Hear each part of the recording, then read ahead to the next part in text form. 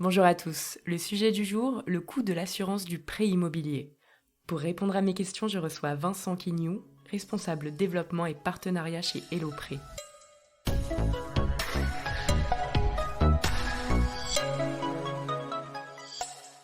Vincent, pour commencer, qu'est-ce que le taux d'endettement?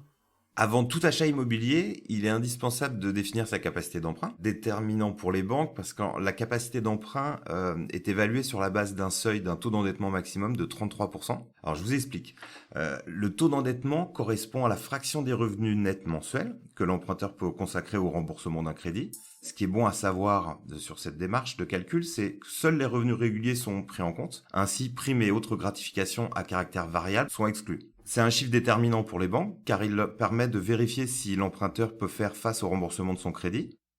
Si aucun texte de loi ne définit le taux de maximum, certaines banques fixent ce taux un peu psychologique à 33%.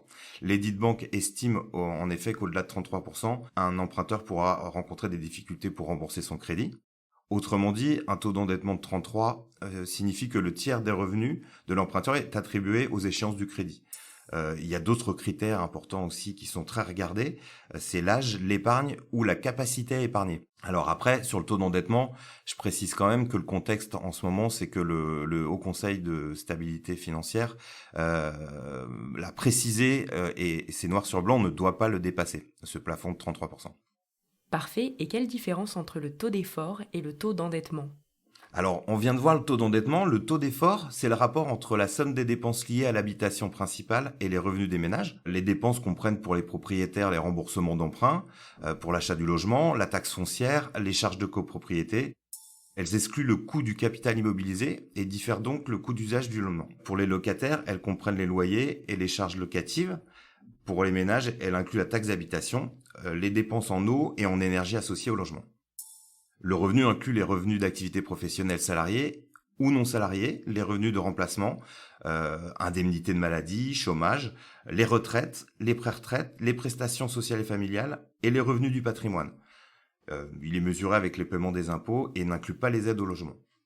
D'accord, et est-ce que la cotisation d'assurance de prêt immobilier entre dans ces calculs?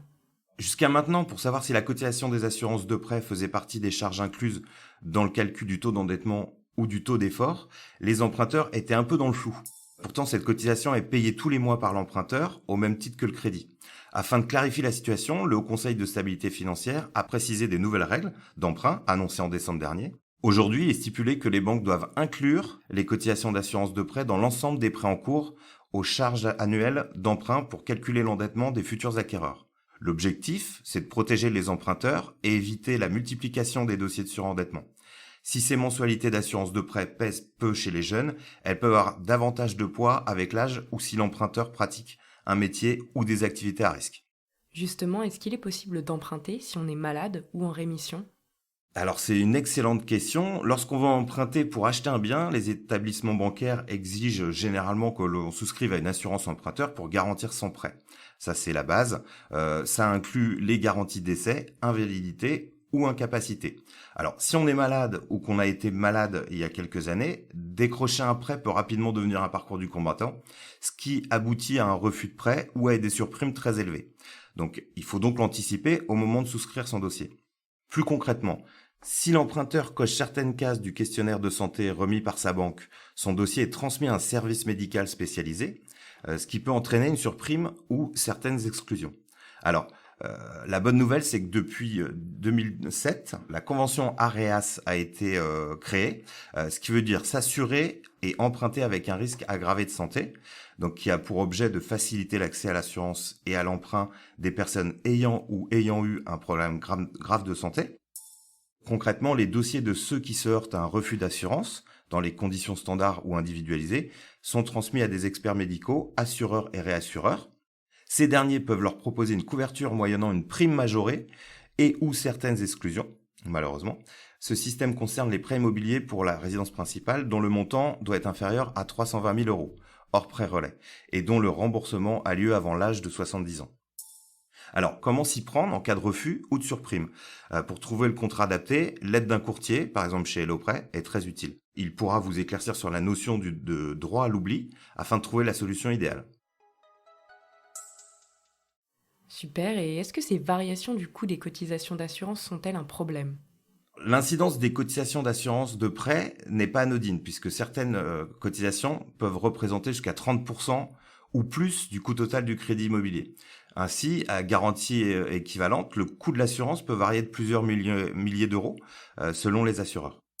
Cette différence peut avoir un impact direct sur l'endettement de l'emprunteur et donc sur l'acceptation ou non du crédit par les banques. Cependant, en tant qu'emprunteur, depuis 2010, on a voté une loi, la loi Lagarde, avec laquelle vous pouvez faire baisser ce coût au moment de la souscription de votre crédit immobilier en ayant recours à une délégation d'assurance.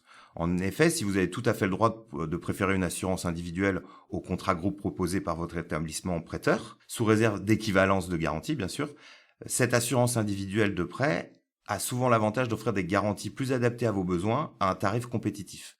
De plus, avec la loi Hamon, vous pouvez changer l'assurance emprunteur dans la première année de l'acquisition ou à date anniversaire du contrat ensuite. D'accord, et enfin ma dernière question.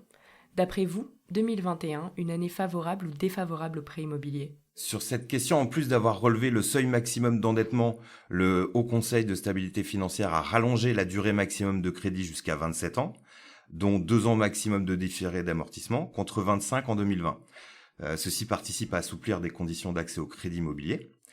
Dans la pratique, les établissements bancaires prennent en considération le reste à vivre de l'emprunteur, dont son taux d'effort. Ainsi, au sein d'un même foyer, si le reste à vivre est conséquent, si le ou les emprunteurs présentent une situation stable avec CDI à l'appui, par exemple, le taux d'endettement peut être envisagé à son maximum, mais si ce n'est pas le cas, le taux peut être revu à la baisse. Les banques ont désormais la possibilité de déroger aux critères de base pour 20% des dossiers de financement, contre 15% en 2020. Donc cette nouvelle flexibilité permet de favoriser les dossiers de primo-accédants et les achats de résidence principale. En revanche, le niveau d'apport reste important puisqu'il est toujours considéré comme un gage de sécurité pour les banques. Il reste donc toujours très difficile d'obtenir un prêt immobilier sans apport personnel. Donc voilà, je vous conseille surtout, n'hésitez pas à faire appel à un courtier et bienvenue chez HelloPrêt si vous le souhaitez. Merci beaucoup Vincent d'avoir répondu à nos questions. Si vous avez aimé cet épisode, n'hésitez surtout pas à le partager autour de vous. C'était l'immobilier décrypté par Se Loger.